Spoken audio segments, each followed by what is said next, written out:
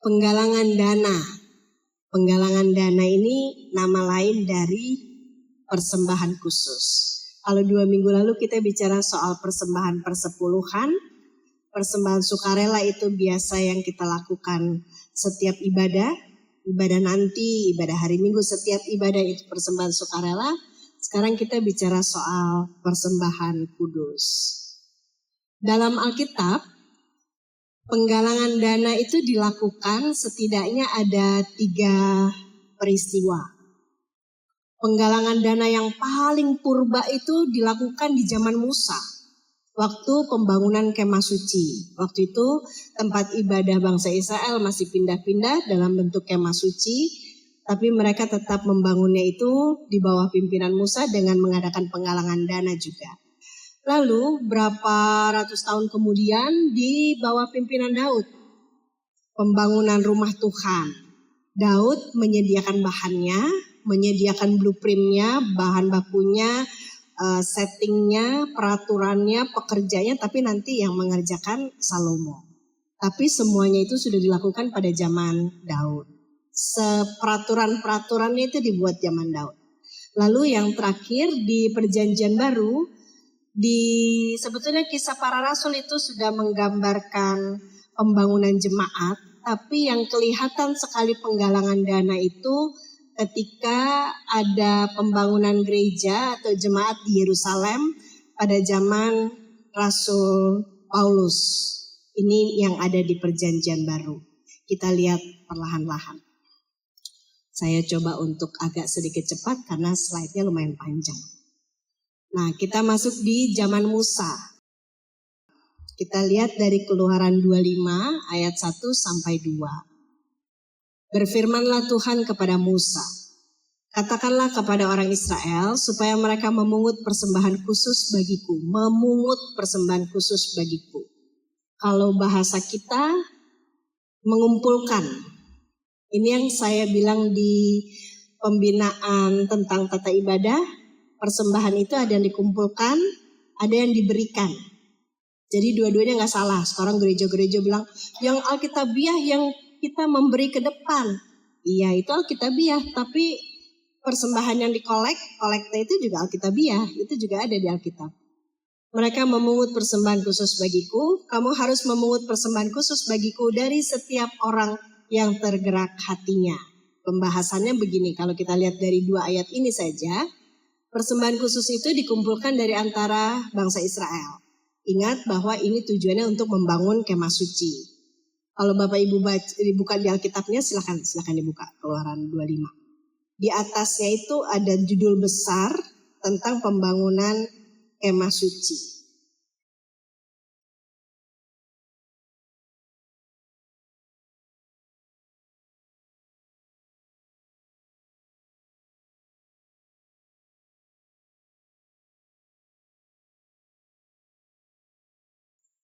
Nah, petunjuk untuk mendirikan kemah suci, persembahan khusus. Jadi persembahannya pertama dikumpulkan dari antara orang Israel, bukan dari bangsa lain. Berikut, persembahan khusus itu bukan persembahan wajib. Berbeda dengan persepuluhan, kalau persepuluhan itu wajib. Tapi kalau persembahan khusus itu catatannya dari setiap orang yang tergerak hatinya. Kalau nggak tergerak hatinya, ya nggak usah dipungut. Ya kan? Jadi ini bukan wajib, kalau wajib yang persepuluhan. Lalu berikut, peruntukan persembahan syukur ini adalah untuk mendirikan kemah suci bagi Tuhan sebagaimana yang difirmankan. Lalu kita lanjut di slide berikut. Kita lihat Alkitab kita, Bapak Ibu, ayat 3 sampai 9. Keluaran 25 ayat 3 sampai 9. Minta tolong yang sudah ketemu untuk dibaca.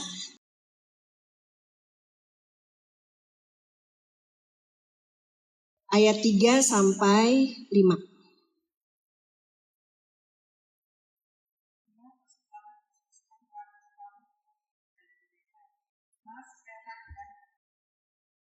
Emas, perak, dan tembaga. Lanjut.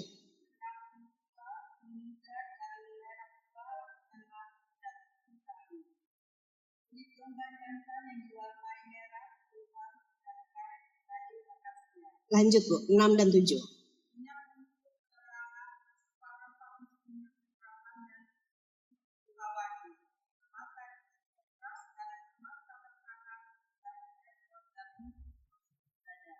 Ya, jadi ini bahan-bahan kalau dilihat Bapak Ibu ini bahan baku. Ini ayat setelah selanjutnya. Mereka harus membuat tempat kudus bagiku supaya aku bersemayam di antara mereka. Menurut segala yang kutunjukkan kepadamu sebagai pola kemah suci. Jadi ini kembali ke semangatnya persembahan. Persembahan yang berkenan adalah tepat seperti yang diminta. Lalu trik berikutnya. Nah, persembahan khusus ini kalau Bapak Ibu perhatikan bentuknya bahan baku siap pakai. Emas, perak, tinggal diolah, bulu kambing, itu sepertinya untuk mendirikan tenda, ada benang ungu tua, benang ungu muda. Artinya setiap orang kemungkinan besar mempersembahkan bahan baku yang belum tentu sama satu sama lain. Jadi tidak diseragamkan. Inilah yang dibutuhkan, lalu nanti siapa yang tergerak hatinya silahkan memberikan ini. Lalu berikutnya. Nah, ada lagi yang menarik Bapak Ibu. Rupanya persembahan khusus juga ada pada waktu orang Israel mengadakan ritual pendamaian.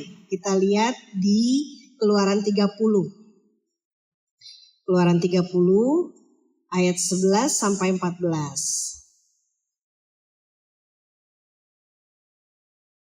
Minta tolong kalau ada yang ketemu silakan baca. Keluaran 30 ayat 11 sampai 14. Tuhan berfirman kepada Musa, apabila engkau menghidupkan orang Israel, masing-masing mereka harus mempersembahkan uang tebusan demi nyawanya kepada Tuhan pada waktu mereka didaftarkan, supaya jangan ada tulah di antara mereka pada waktu pendaftaran. Inilah yang harus dipersembahkan setiap orang yang didaftarkan, setengah sikal menurut sikal tempat kudus yang beratnya 20 gera, setengah sikal itulah persembahan khusus kepada Tuhan. Setiap orang yang didaftarkan yang berumur 20 tahun ke atas harus memberi persembahan khusus kepada Tuhan. Nah, jadi tentang persembahan pendamaian pada pendaftaran orang Israel, jadi setiap yang didaftar mereka harus kasih persembahan khusus. Syaratnya setiap orang di atas umur 20 tahun. Dia nggak ada urusan dengan CD nih. Tapi kita nggak pakai ukuran umur ini. Kalau kita ukuran yang dewasa itu yang telah CD di atas 17 tahun. Lalu berikutnya seorang memberi setengah sikal. Jumlah ini berlaku bagi semua orang tanpa terkecuali, pokoknya mereka yang di atas umur 20 tahun persembahannya setengah sikal. Berikut.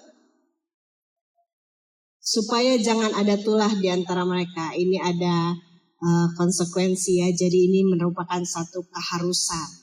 Nah, yang menarik di ayat 15 ya Bapak Ibu. Ayat 15 saya bacakan. Orang kaya tidak boleh mempersembahkan lebih dan orang miskin tidak boleh mempersembahkan kurang dari setengah sikal itu. Pada waktu kamu memberi persembahan khusus itu kepada Tuhan untuk mengadakan pendamaian bagi nyawa kamu sekalian. Catatannya ini, orang kaya nggak usah sok kaya, ngasih lebih. Sementara orang miskin jangan ngerasa keberatan. Ketika jumlah persembahan sudah ditentukan, setengah sikal, artinya yang kaya itu nggak usah sok kaya, memamerkan kekayaan karena dia bisa ngasih lebih. Tapi yang miskin juga tidak mendapat keringanan.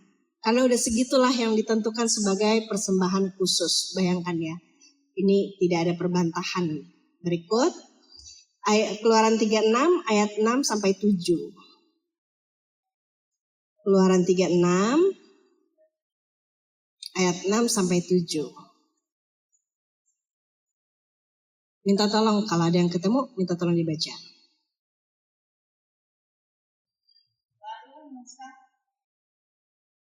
Lalu Musa mengatakan supaya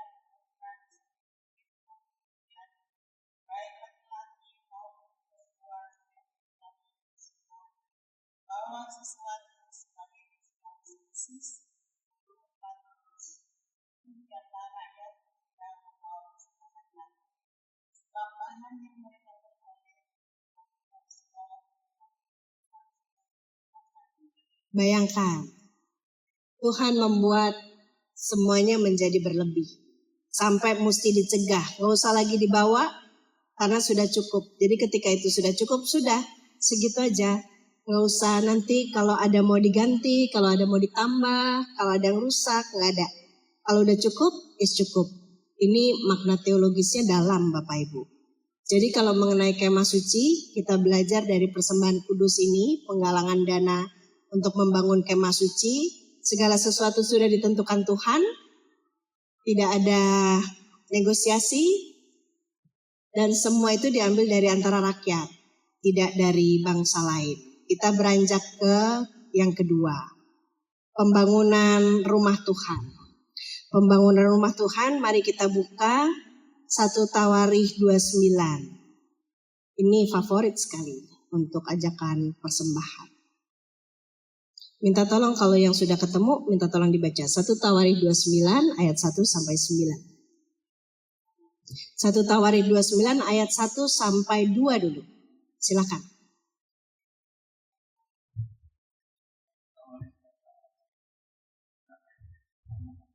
2. Raja Daud berkata kepada segenap jemaah itu, Salomo anakku yang satu-satunya dipilih Allah, masih muda dan kurang berpengalaman, sedangkan pekerjaan ini besar, sebab bait itu bukan untuk manusia melainkan untuk Tuhan Allah. Dengan segenap kemampuan aku menyediakan untuk rumah Allah emas, barang-barang emas, perak, untuk barang-barang perak, tembaga, untuk barang-barang tembaga, besi, untuk barang-barang besi dan kayu, untuk barang-barang kayu, batu, permata,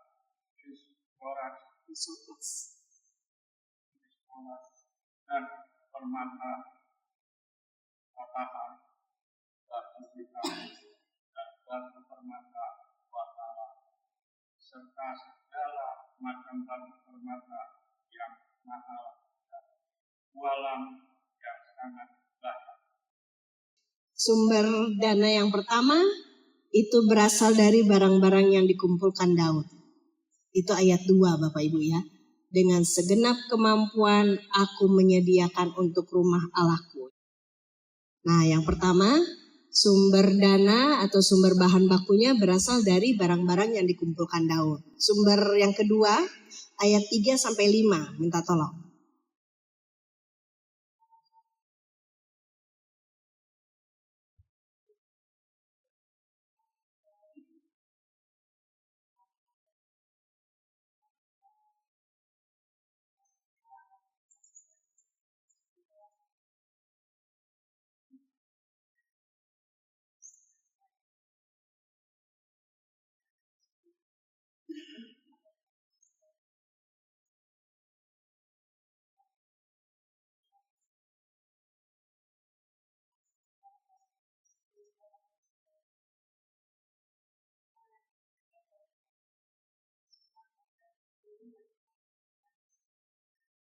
Ya, yang kedua sumber dananya perbendaharaan pribadi Daud.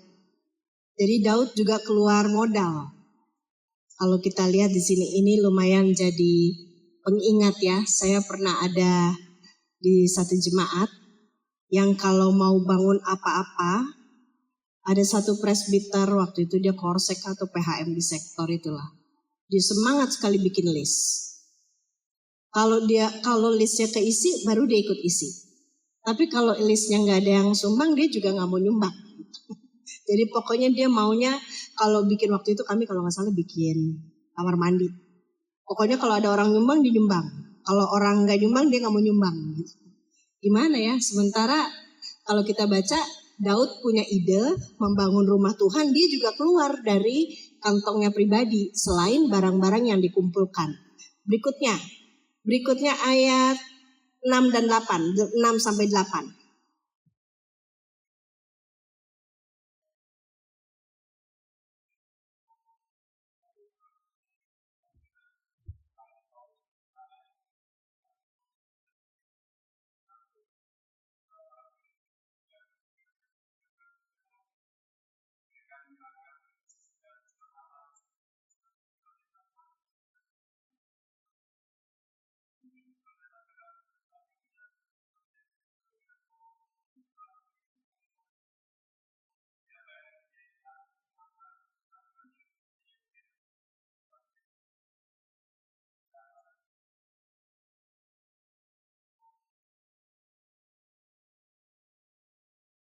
Ya, 6-8. Sumber dana yang berikut dari para kepala-kepala. Ya kan? Ayat 6 ya Pak Freddy ya. Para kepala kaum keluarga, para kepala suku Israel, para kepala pasukan 1000, kepala pasukan 100, serta para pemimpin pekerjaan untuk raja menyatakan kerelaannya. Kalau di GPIB ini presbiternya udah ngomel duluan nih.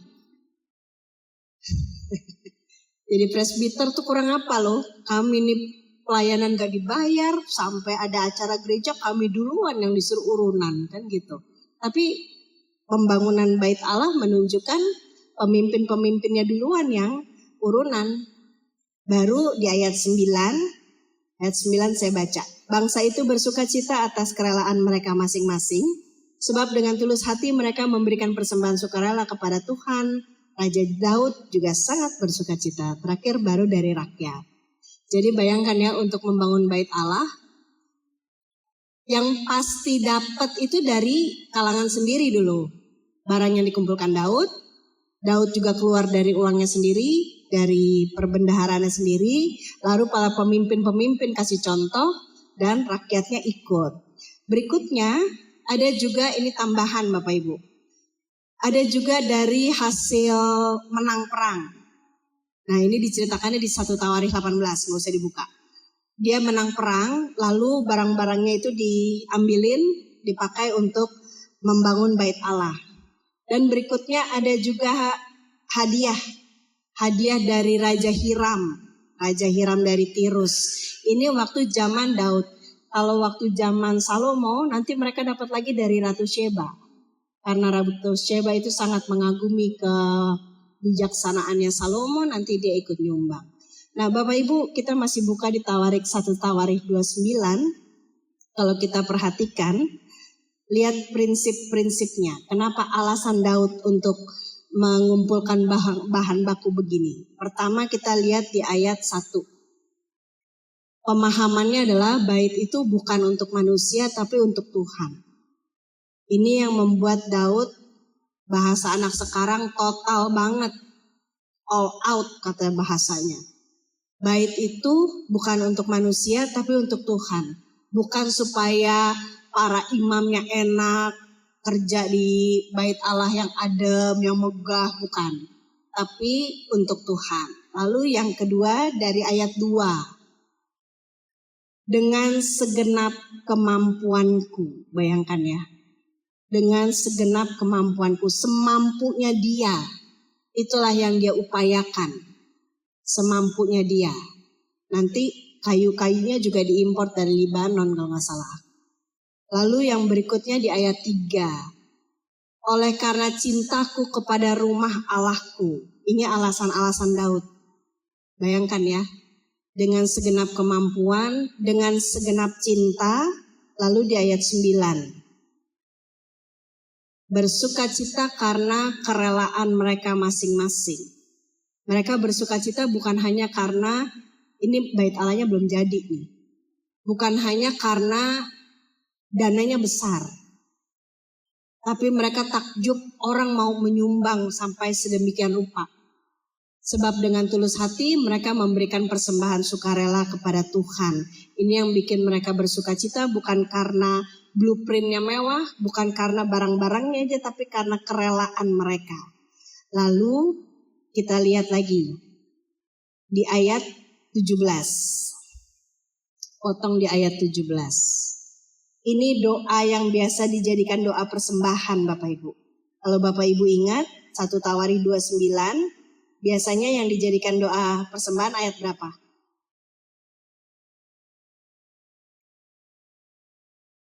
Ayat berapa yang biasa dijadikan doa persembahan? Ini selain doa persembahan yang kita hafal, jadikanlah persembahan ini suatu berkat bagi pelayanan kasih dan keadilan. Nah alternatif berikut,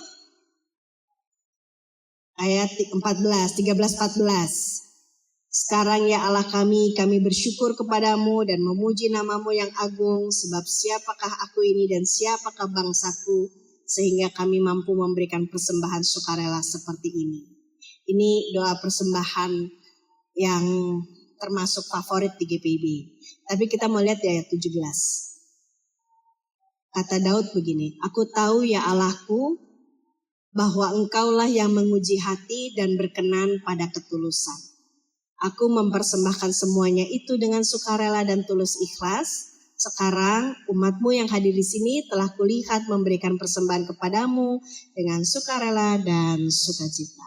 Tapi penekanannya ada Tuhan menguji hati dan berkenan pada ketulusan. Kata kuncinya sukarela, tulus ikhlas, dan sukacita. Karena kalau kita nyumbang rame-rame, mohon maaf ya, tulus ikhlas ini belum tentu menjadi alasannya Bapak Ibu. Bisa jadi karena kita nggak enak hati sama tetangga kan. Dia aja udah nyumbang, masa kita enggak gitu. Atau mungkin kita juga terintimidasi oleh orang yang sambil nyumbang sambil ngeliatin gitu kan. Kok kita nyumbang dia diem aja gitu kan. Kita ngasih persembahan kok dia diem aja.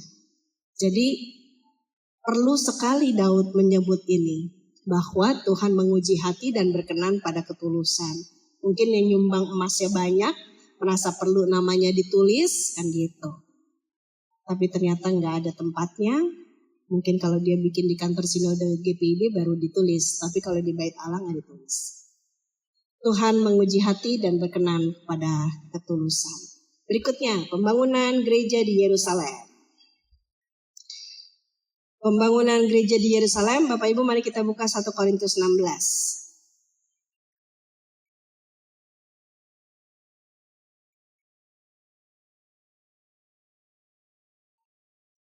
1 Korintus 16.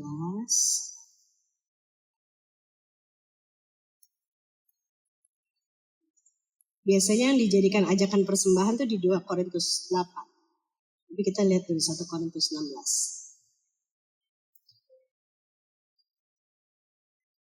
1 Korintus 16 ayat 1 sampai 4. Minta tolong kalau ada yang ketemu silakan dibaca.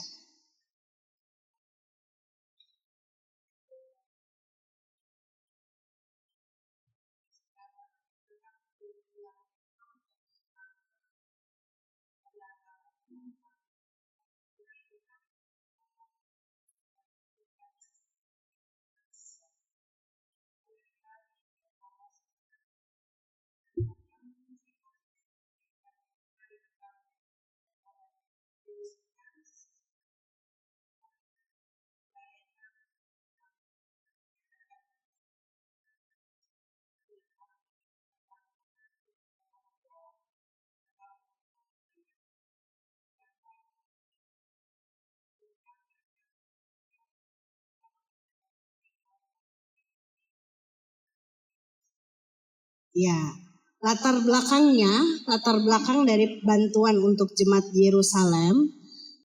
Kalau Bapak Ibu baca di Kisah Rasul 11, ada informasi. Kalau di Kisah Rasul 11 tuh kisahnya dari seorang nabi di Antioquia yang mengabarkan bahwa akan ada kelaparan melanda seluruh dunia. Bapak Ibu, kalau ada kata seluruh dunia ini nggak usah dimasukin hati. Waktu itu belum ada Google Map.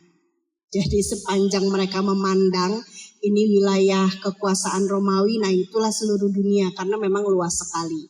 Jadi maksudnya akan ada kelaparan di seluruh dunia. Lalu murid-murid di Antioquia akhirnya berpikir untuk pertama-tama menyelamatkan jemaat di Yerusalem. Kenapa mereka memilih Yerusalem? Ternyata ketika jemaat pertama kali dibentuk di Yerusalem, Bapak Ibu ingat cara hidup mereka. Mereka mengumpulkan barang-barang mereka, menjual harta milik mereka, lalu dibagi-bagikan ke sesama mereka. Ternyata hal itu tidak menjamin keberlangsungan kesejahteraan jemaat untuk waktu yang lama.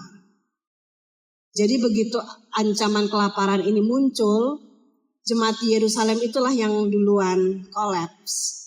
Itu menurut ceritanya.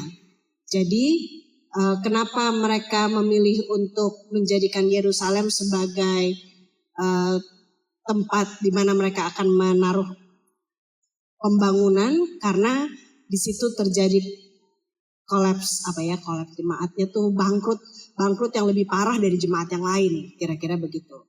Lalu para donaturnya pertama-tama itu muncul dari Antioquia. Di Kisah Rasul 11, orang Antioquia itu mengumpulkan untuk daerah Yudea. Daerah Yudea itu tempatnya Yerusalem. Lalu bacaan kita di ayat 1 tadi, jemaat-jemaat di Galatia juga disuratin oleh Paulus. Lalu yang kita baca selain Galatia, Korintus juga disuratin oleh Paulus yang kita baca. Lalu Makedonia yang katanya lebih miskin dari Korintus tapi mereka mengajukan diri untuk membantu, dan juga Akaya. Jadi para donatur ini berasal dari jemaat-jemaat Kristen yang di daerah-daerah lain. Nah, ini ada bedanya dengan yang dua tadi Bapak Ibu. Kalau pembangunan kemah suci dan pembangunan bait suci, rata-rata itu dari antara orang Israel sendiri. Maksudnya penggalangan dananya dilakukan secara lokal. Baru waktu Daud menjalin hubungan baik dengan Raja Hiram, lalu si Salomo menjalin hubungan baik dengan Ratu Sheba, barulah mereka masuk persembahan dari luar. Tapi intinya itu selalu dari dalam. Nah, baru di Kisah Para Rasul dan juga di surat-surat Paulus, baru kita lihat ada kerjasama antar daerah. Lalu metode yang ditawarkan, ayat 2. Pada hari pertama setiap minggu. Setiap minggu itu dimulai pada hari Minggu. Hari pertamanya adalah hari Minggu artinya. Hari pertama setiap orang menyisihkan dan menyimpan sesuatu. Nanti kalau Paulus datang atau ada orang yang dia utus baru dikumpulin. Jadi Paulus bilang jangan kapan dia datang di situ baru kumpulin. Jadi dari jauh-jauh hari sebelum ada yang datang mengumpulkan, mereka sudah menabung. Istilahnya begitu. Metodenya jemaat menabung tiap minggu. Nah, dasar teologisnya kita lihat di 2 Korintus 8. Ini yang dipakai oleh GPIB. 2 Korintus 8 ayat 13 sampai 15. Silahkan kalau ada yang ketemu. 2 Korintus 8 ayat 13 sampai 15.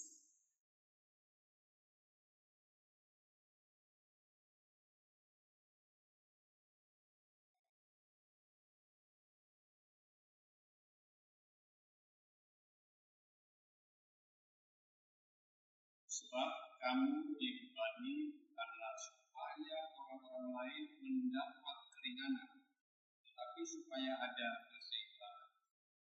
Dalam sekarang ini kelebihan kamu mencukupkan kekurangan mereka, agar kelebihan mereka kemudian mencukupkan kekurangan kamu, supaya ada keseimbangan. Seperti ada tertulis, orang yang mengumpulkan banyak tidak berlebihan, dan orang yang mengumpulkan sedikit tidak berkurang. Ini dasar teologisnya. Paulus minta sumbangan ke Antioquia, Galatia, Korintus, apalagi Makedonia dan Akaya, bukan supaya orang-orang di Yerusalem mendapat keringanan, bukan supaya enak aja mereka nggak usaha nyari donatur aja dari luar, tapi supaya ada keseimbangan. Itu dasar teologisnya. Nah, ini yang dasar teologis yang dimunculkan Paulus. Pertama, supaya ada keseimbangan. Kamu dibebani, kita dibebani bukan supaya orang lain bisa enak-enak, tapi supaya ada keseimbangan. Lalu berikut, sekarang ini kelebihan kamu mencukupkan kekurangan mereka, agar kelebihan mereka kemudian mencukupkan kekurangan kamu. Bapak Ibu, ini Paulus mau mengingatkan gini, ada saatnya kita memberi, ada saatnya kita yang membutuhkan pertolongan. Jadi kalau dimintain sumbangan tuh jangan belagu, jangan sok kaya. Karena itulah ya, kita nggak tahu besok-besok kita ada di posisi mereka. Jadi kata Paulus, sekarang kelebihan kamu mencukupkan kekurangan mereka, nanti agar kelebihan mereka kemudian mencukupkan kekurangan kamu. Jadi ini landasan teologisnya cukup realistis kalau buat saya. Berikut, mungkin hari ini kita yang dimintain tolong, besok-besok kita minta tolong, kita nggak tahu juga. Nah, Paulus kembali mengambil dari 1 Tawarikh. Hendaklah masing-masing memberi menurut kerelaan hatinya, Jangan dengan sedih hati atau karena paksaan, sebab Allah mengasihi orang yang memberi dengan sukacita. Saya rasa ini diaken-diaken GPIB hafal ini ya. Dia diambil juga dari 1 Tawarikh 29. Karena Paulus meneruskan tradisi itu. Tradisi membangun dari dalam. Kita lihat pelajarannya. Ini dari ayat 15 Bapak Ibu. 2 Korintus 8 ayat 15. Bahasa kita sekarang, berlaku pelit tidak membuat kita bertambah kaya. Dan keikhlasan memberi tidak membuat kita kekurangan. Ini yang ada di ayat 18. Percuma kalau kita pelit, kita juga gak nambah kaya. Dan kalau kita ikhlas memberi tapi Bapak Ibu ya bukan boros. Biasanya pelit, lawan katanya boros. Tapi kalau dalam konteks Alkitab, lawan katanya adalah ikhlas memberi tidak membuat kita kekurangan. Ini dasar teologis yang ditancapkan Paulus. Nah, tibalah kita di GPIB. Di GPIB gimana kita berlakukan ini ya? Di GPIB penggalangan dana. Berikut, penggalangan dana itu kalau yang kelihatan di gereja kita, yang paling umum dilakukan oleh PEG. PEG itu ada dana dan daya, ada operasional gereja, ada perbendaharaan, dan seterusnya. Lalu kita juga ada panitia, yang pasti ada tuh perayaan gerejawi. Minimal Paskah dan Natal. Kalau Pentakosta, ulang tahun gereja itu biasanya juga dirayakan, tapi yang pasti itu Natal dan Paskah. Berikutnya panitia program non rutin, retreat, kegiatan wisata rohani, ibadah padang dan seterusnya. Lalu ada juga panitia yang fix, pembangunan dan renovasi. Ini panitia-panitia ini sering sekali atau memang akrab dengan penggalangan dana. Nah, kita lihat bagaimana Alkitab dan tata gereja kita diberlakukan. Sekalipun pengumpulannya di luar peribadahan, semua pemberian jemaat yang masuk ke dalam gereja dimaknai sebagai persembahan. Jadi apapun yang sampai di kas gereja itu dimaknai sebagai persembahan. Sekalipun pengumpulannya bukan waktu ibadah. Pengumpulannya lewat proposal, lewat penggalangan dana di luar. Tapi kan tetap didoakan dalam doa persembahan. Nah, kita lihat pedoman penata layanan perbendaharaan di GPIB. Bapak Ibu, ini buku, dia ini kalau nggak salah dicetak ulang tahun 2019, tapi saya sudah dapat pembinaan ini di tahun 2014.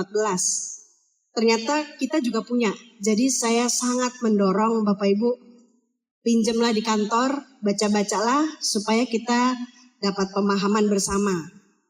Gak usah dihafal gak apa-apa, yang penting pernah tahu, oh gitu. Nah, ini yang paling dasar dalam penataan perbendaharaan di GPIB adalah kita memakai sistem sentralisasi. Semua uang masuk dan keluar harus melalui kas jemaat, mau persembahan, ini berdasarkan peraturan yang nomor 6 urutannya. Mau persepuluhan, mau persembahan khusus, persembahan sukarela dari donatur kah, investasi dari kris dan lain-lain yang tidak bertentangan, dia harus masuk ke kas jemaat. Kenapa GPIB memakai pola ini? Karena menurut buku ini berdasarkan Alkitab dan tradisi gereja. Berdasarkan Alkitab yang mana? Kalau menurut buku ini, saya nggak masukkan di materi saya. Berdasarkan Alkitab yang kita adalah, gereja adalah tubuh Kristus. Kalau berdasarkan tradisi, ya tradisi tadi itu, tradisi sentralisasi. Waktu pembangunan kemah suci, pembangunan bait Allah, pembangunan jemaat di Yerusalem, semuanya memakai sistem sentralisasi. Berikut, ada kas kecil, ada, ini kita udah tahu ya, ini mah gampang. Ini ada kas kecil, dia bilang suatu jumlah tertentu yang ditentukan, tapi harus ada pertanggungjawabannya. Harus lengkap dengan bukti-bukti pendukung. Padahal mau dibilang gini ya, Kas kecil paling berapa sih? Kan gak nyampe puluhan juta gitu aja pakai laporan pertanggungjawabannya, pakai lah tetap. Berikut, ini mah gampang. Nah, pedoman penata layanan perbenaran di GPIB yang uang yang berada di unit-unit pelaksanaan kegiatan yang berstatus temporer seperti panitia, ini contohnya di sini panitia Natal dan Paskah, pasti kita juga punya panitia yang lain, dimaksudkan sebagai uang muka atau panjar kerja untuk melaksanakan kegiatan tertentu. Kegiatan ini dapat berlangsung dalam waktu singkat, misalnya 1 atau 2 minggu atau bulan-bulanan. Berikut, berbulan-bulan maksudnya, bukan bulan-bulanan. Nah, pedoman penata layanan perbendaharaan GPIB mengatakan selesainya kegiatan, penanggung jawab unit pelaksana segera membuat laporan keuangan, format sesuai lampiran, ditambah dengan kegiatan yang disampaikan kepada ketua bidang dan ketua 4. Bila ada sisa uang harus dikembalikan ke kasir dan kasir harus memberikan bukti penerimaan uang. Jadi ini bukan peraturannya PHM Pancoran Rahmat Bapak Ibu. Tapi ini memang sudah masuk dalam sistem sentralisasinya GPIB. Ya kalau udah lewat ya udahlah ya. Gak usah diomelin. Tapi paling nggak kita yang mengerti ini itu ada di halaman 56. Lalu pertanyaannya gini, Kenapa harus balik ke kas kalau ada sisa saldo? Gitu. Kalau saya diskusi sama teman-teman waktu kami lagi nyiapin bahan ini, mereka bilang, di jemaatku ada yang bilang gini, kan saya nyari duitnya, kenapa balik ke kas? Saya nyari duitnya katanya, yang ngasih siapa? Tuhan. Kenapa begitu? Kita lihat satu-satu. Karena kita pakai sistem sentralisasi. Di Roma 12 ayat 5, minta tolong dibaca. Roma 12 ayat 5, apa dibilang?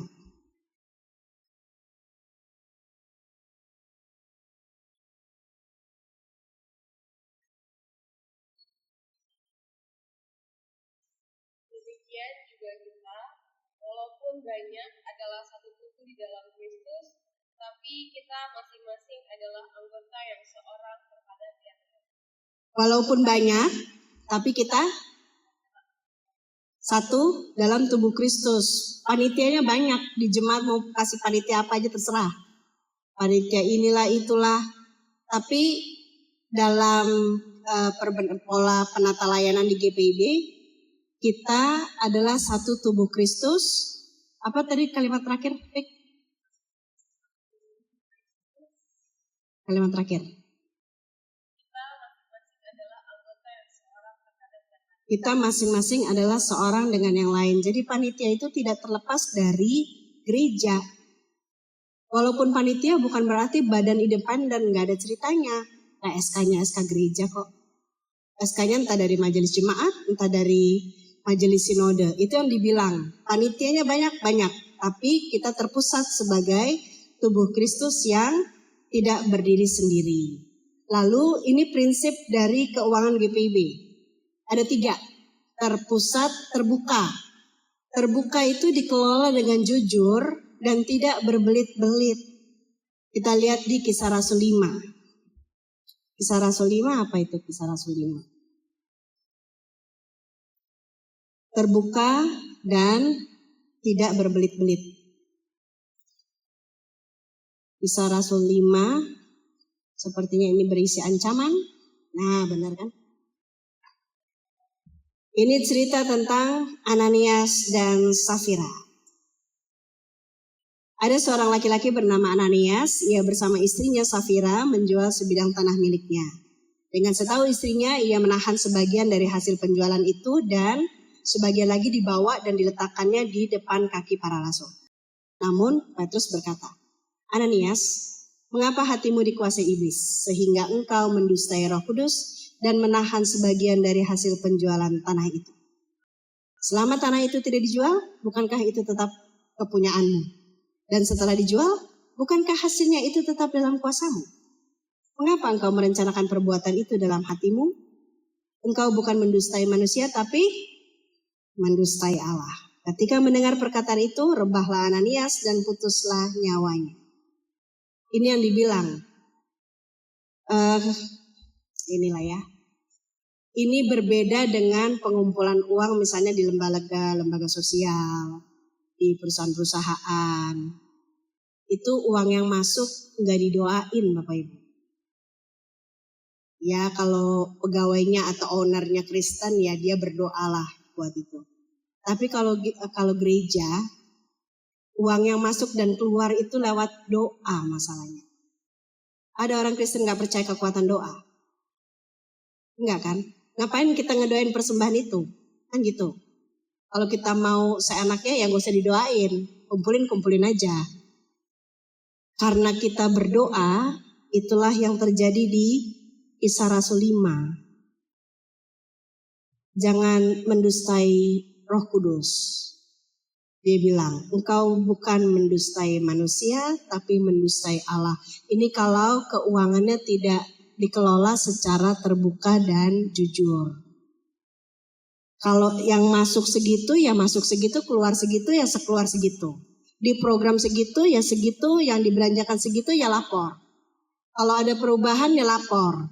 Salah hitung ya lapor gitu, hilang ya lapor gitu kan. Terus nanti kita bicarakan ini mau kenapa ini, gimana ini baiknya begitu. Kenapa? Karena ya itu tadi, kita bukan mendustai manusia. Mungkin orang satu gereja ini nggak tahu CCTV itu bisa dirusak, bisa ditutup kalau emang kita niat. Tapi ini uang Tuhan. Jadi kalau kata buku ini dikelola dengan jujur dan tidak berbelit-belit. Karena kalau di sini dibilangnya birokrasi yang berbelit-belit itu membuka ruang bagi terjadinya pengertiannya terjadinya selip. Kalau birokrasinya terlalu berbelit-belit.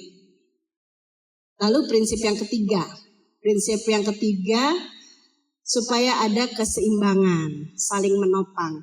Nah inilah yang membuat saldo dari panitia Natal itu dipakai untuk menopang panitia berikutnya. Entah panitia apa berikutnya, mau panitia Paskah kah, panitia Hut kah, panitia Pentakosta kah. Nah itu dipakai untuk panitia berikut. Atau saldo dari panitia Paskah dipakai untuk kegiatan program Pelkat misalnya. Kenapa begitu? Karena prinsipnya supaya ada keseimbangan. Jadi Bapak Ibu, peraturan ini, ketetapan ini, penata layanan ini bukan masalah enak aja kita yang nyari dana capek-capek dia tinggal make. Enggak juga begitu cara berpikirnya. Gitu. Kalau di Alkitab kan Bapak Ibu baca sendiri tadi ya. Begitu persembahannya udah cukup, Tuhan suruh berhenti kan.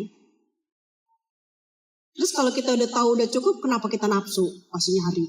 Gitu. Kalau kita nafsu masih nyari, artinya taruhnya di sentralisasi itu. Kecuali kita masih mau menambah yang lain. Tapi inilah yang membuat segitulah saldo yang ada, itulah dikembalikan. Ini bukan masalah peraturan di perusahaan ini enggak, di organisasi ini enggak. Karena gereja kita memakai 3 prinsip ini. Terpusat sebagai tubuh Kristus, terbuka, segitulah programnya, segitulah pemasukannya, segitulah pengeluarannya, segitulah laporannya. Lalu supaya ada kita saling menopang. Nah terakhir ini saya tambahkan karena di sini ada di bagian penutup bahwa LPJ itu kalau di sini ya, LPJ laporan pertanggungjawaban itu sebetulnya pertanggungjawaban iman. LPJ itu bukan masalah kita mau cari kelemahan panitia, kita mau cari ke selipnya di mana, ini pasti ada yang gak beres, bukan. LPJ itu pertanggungjawaban iman. Baik yang bikin laporan maupun yang meriksa. Coba kita lihat 1 Timotius 6 ayat 10 apa dibilang.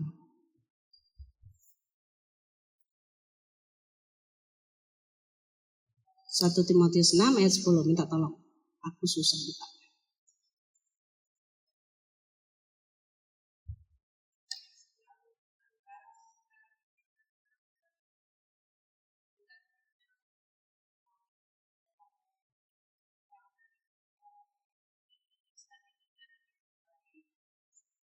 Akar segala kejahatan adalah cintakan uang. hasilnya orang akan, kalimat terakhir Bu.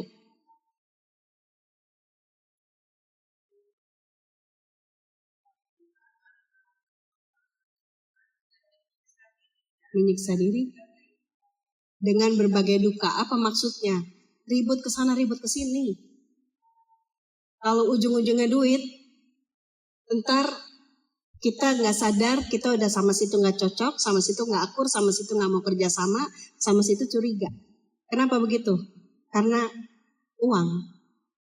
Karena itu kita memakai ini, semoga kita sadar bahwa ini bukan sekadar peraturan yang harus-harusan buat-buatannya PHM nih. Percayalah, bendaharanya ganti peraturan begini aja. Ini saya tahu, saya dibina soal ini tahun 2014 dan buku ini 2019, bayangkan ya, sampai sekarang pun masih berlaku. Nah masalahnya ini udah mau habis, masalahnya begini nih masalahnya.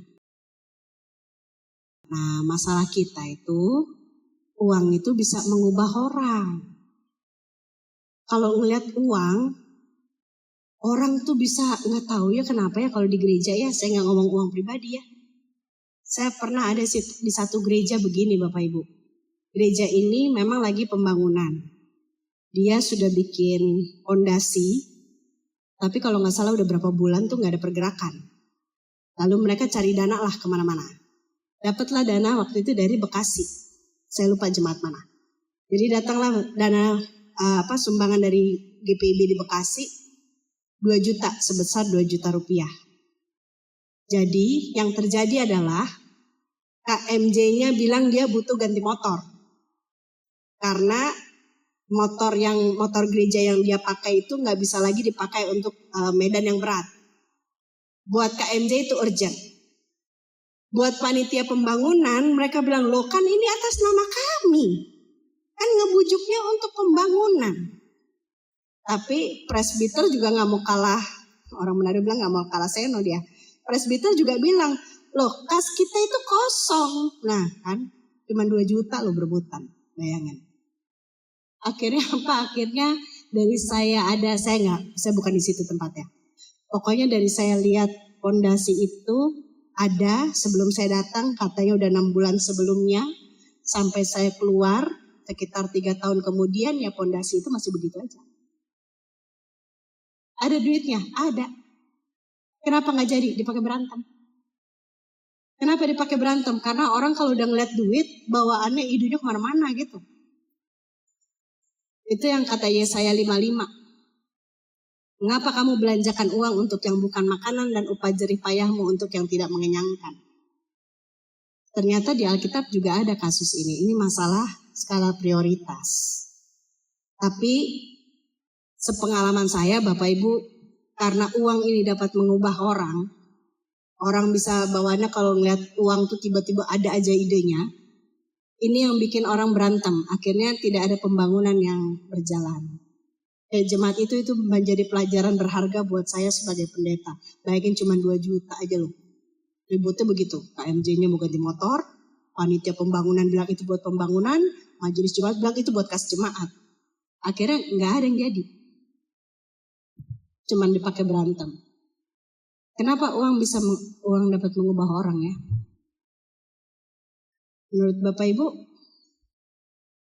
apakah itu terjadi di sini? Nggak, saya nggak nanya gitu. Maksud saya gini, menurut Bapak Ibu benar nggak uang dapat mengubah orang? Tapi dalam hal pelayanan ya, bukan pribadi. Kalau pribadi itu udah pasti. Dalam pelayanan, apakah pelayanan kita bisa berubah hanya karena uang? BPPJ?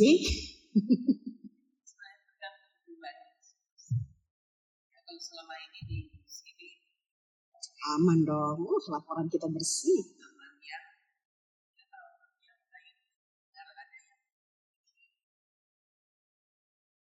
Kalau Pancoran Rahmat kuncinya di hasil BPPJ, Oma. Pokoknya BPPJ bilang bagus, aman kita. Mau apa dibaliknya pokoknya aman. Ya, karena selama ini di sini kadang bisa mencurigakan. Kepanitiaan pun itu kan bisa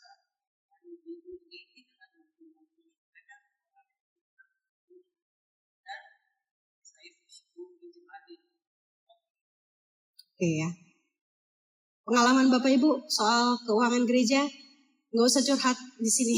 Saya nggak mau urusan yang di belakang-belakang, bodo amat. Kita mau jalan ke depan. Jadi pengalaman Bapak Ibu dalam urusan keuangan gereja, ada yang mau ditambahkan? Ada yang perlu diperhatikan? Ada yang mau ditanya? Sebelum slide terakhir.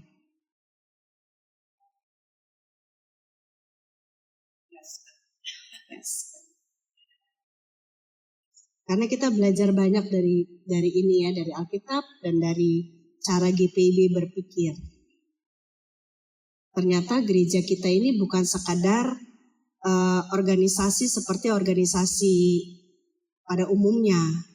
Kalau organisasi pada umumnya mereka mengumpulkan uang dari anggota, mereka putar, dapat keuntungan, nggak pakai berdoa, mereka bagi hasil. Sepanjang kita membahas ini nggak ada ceritanya kita bagi hasil, Bapak Ibu. Perhatikan nggak? Nggak ada ceritanya bagi hasil. Pun ketika persembahan itu sudah cukup, Tuhan bilang stop, bukan berarti sisanya dibagi-bagi. Kan gitu, nggak ada ceritanya yang namanya pelayanan di gereja, hasilnya itu bagi hasil. Apakah dalam bentuk ucapan terima kasih buat panitia, apalagi beli baju baru, gitu, seragam baru. Gitu ya, kita ini jadi bahan pemikiran. Ini slide terakhir. Slide terakhir berangkat dari khotbah kemarin, ini khotbahnya Vikaris kemarin. Perhatikan langkah hidupmu. Ini peringatan dari Hagai 1. Ya mohon maaf lah ya, apa boleh buat. Perhatikan langkah hidupmu itu bukan kita ngeliat ke depan, tapi Tuhan mau bilang coba kau perhatikan. Kau menabur banyak, tapi hasilnya dikit kan. Lalu kau makan tapi gak kenyang. Minum tapi gak puas. Berpakaian tapi gak hangat. Orang yang bekerja untuk upah, mendapat upah tapi kantongnya bolong. Kamu mengharap banyak tapi hasilnya sedikit. Apalagi ketika kamu membawa pulang, Tuhan yang meniupnya lenyap, bayangkan gak? Kita pikir kita udah berhasil. Tapi kenapa begitu? Perhatikan langkah hidupmu. Ternyata dari Hagai kemarin, karena baitku yang masih berupa reruntuhan, sedangkan kamu masing-masing sibuk dengan urusan rumahnya sendiri. Ini peringatan keras buat kita semua. Sebetulnya ini buat GPIB karena dibacakannya seluruh GPIB. Ya. Orang pikir apa hubungannya saya kerja dengan gereja? Nggak ada. Ya saya kerja. Kenapa rupanya? Saya sibuk. Tapi ya terserah ya Bapak Ibu mau percaya begitu ya silakan. Tapi yang terjadi itu begini. Kalau kita tetap bertahan, nggak ada urusannya. Saya kerja dengan gereja, ya itu terserah. Tapi yang pasti terjadi, kata Alkitab begini. Kalau di Hagai kemarin dijelaskan kan, ternyata Tuhan yang menahan hujan. Ternyata Tuhan yang bikin hasil yang kita bawa pulang nih nggak nyampe rumah. Kenapa? Karena gereja masih membutuhkan, kita sibuk dengan urusan masing-masing. Tuhan juga tidak minta berlebihan sampai kita miskin gara-gara gereja, enggak juga kayak gitu kan. Kalau tadi yang di setengah shikal itu, yang kaya ya memberikan segitu, yang miskinnya juga segitu. Tapi ini peringatan keras bagi kita. Terakhir, pesannya adalah mari kita membangun gereja dan jemaat. Membangun gereja itu fisiknya, jemaat itu imannya dengan segala yang ada pada kita. Ini rumusan persembahan pada umumnya. Tuhan memberkati saudara dan kesembahan saudara. Sampai di sini.